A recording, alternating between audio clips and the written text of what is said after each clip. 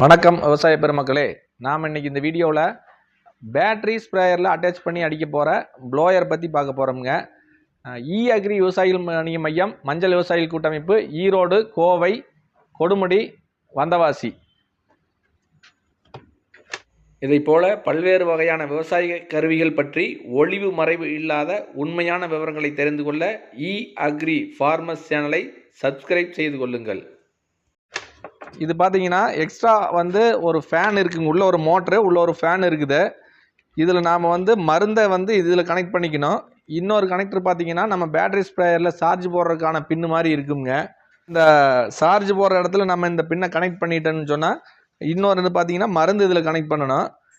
அப்படி கனெக்ட் பண்ணும் பொழுது நார்மலாக அடிக்கும் பொழுது ஒரு துளியாக போய் விழுகிற தண்ணி இந்த மாதிரி ஃபேன் போட்டு இந்த ப்ளோயர் பயன்படுத்தும் போது 10 சொட்டாக பிரிஞ்சு விழுகுங்க. அந்த மாதிரி பிரிஞ்சு விழுகும்போது நமக்கு குறைவான அளவு மருந்துலேயே அதிக ஏரியாவை தெளிக்கலாமுங்க. இது பார்த்திங்கன்னா நல்லா ஃபோர்ஸாக காற்றடிக்கும்.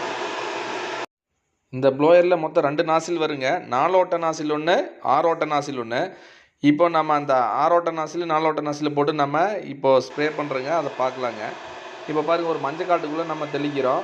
நம்ம ஒரு வரப்பில் நின்று தெளிக்கும் பொழுது கிட்டத்தட்ட ஒரு 12 அடி தொலைவிற்கு அது ரொம்ப தெளிவாக எல்லாம் பரவலாக போய் தெளிக்குங்க. சாதாரணமாக நம்ம பேட்ரி ஸ்ப்ரேயரில் அடிக்கிறதுக்கும் இந்த ப்ளோயர் போட்டு அடிக்கிறதுக்கு என்ன வித்தியாசம்னு பார்த்தீங்கன்னா, பேட்ரி ஸ்ப்ரேயரில் நார்மலான நாசில் அடிக்கும் பொழுது ஒரு சாய்வாக ஒரு பக்கமாக அடிக்குங்க.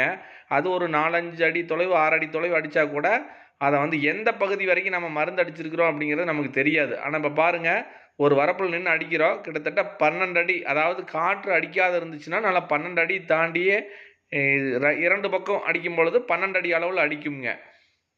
இப்போ நாம் போட்டிருக்கிறது டபுள் பம்பில் 8 ஓட்ட நாசில் போட்டு அடிக்கிறோம்ங்க. அந்த மாதிரி டபுள் பம்பில் 8 ஓட்ட நாசில் போட்டு அடித்தா இந்த அளவுக்கு ஃபுல்லாக புகையாக போகும். நாம் எப்போவுமே நம்ம கண்ணுக்கு செடியை மறைக்கிற அளவுக்கு புகையாக போகணும்னு நினைக்கிறோம். அந்த மாதிரி போக வேண்டியது இல்லைங்க. நார்மலாக நம்ம 4 ஓட்ட 6 ஓட்ட நாசில் போட்டு அடிக்கும் பொழுது ஸ்ப்ரே ஆகிறதே இதுக்கு போதுமானதாக இருக்குங்க. இது பாருங்கள், நம்ம பெட்ரோல் ஸ்ப்ரேயரில் ப்ளோயர் டைப்பில் எப்படி தெளித்தா ஸ்ப்ரே ஆகுதோ அந்த அளவுக்கு இதில் நல்லா தெளிக்குங்க.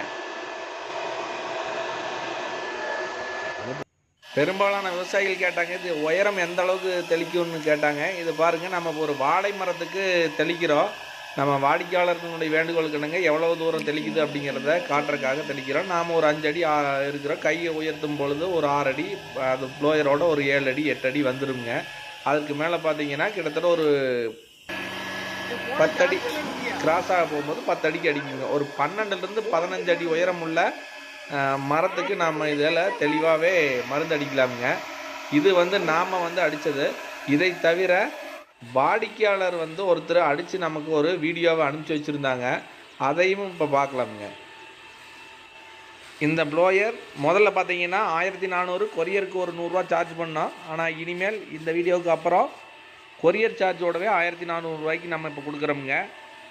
பொதுவாக இந்த ப்ளோயரை 12 வோல்ட்டு 12 பேட்டரியில் போட்டோம்னா அதிக நேரத்துக்கு வரும். அதாவது மோட்ரு மருந்து தள்ளுறதுக்கு ஒரு மோட்டரும் ஃபேன் ஓடுறதுக்கு ஒரு மோட்ரு ஓடுறதுனால பேட்ரி பெரிய பேட்டரியாக இருந்தால் அதிக நேரம் தாங்க. இல்லைன்னா நம்ம சாதாரண 12 வோல்ட் 8 பேட்டரி ஸ்ப்ரேயர்லேயே நம்ம இதை பயன்படுத்தலாம். அனைத்து வகையான பேட்டரி ஸ்ப்ரேயர்லேயும் பயன்படுத்தலாங்க. 2 மோட்ரு ஓடுறதுனால ஒரு தடவை சார்ஜ் பண்ணுன்னா பயன்படுத்துகிற நேரம் குறையும். அவ்வளோதாங்க. இந்த ப்ளோயர் வேணுங்கிறவங்க தொடர்பு கொள்ளுங்கள்.